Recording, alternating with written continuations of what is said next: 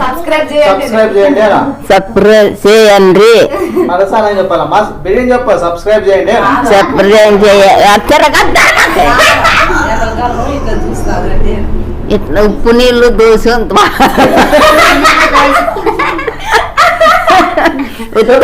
అలాగే ఒత్తుప్పు నొట్టే పోసినాడు దానికి అందరూ సబ్స్క్రైబ్ చేయండి అది తిరగతే నేను చేయాలబ్బా సపోర్ట్ చేయండి సబ్స్క్రైబ్ చేయండి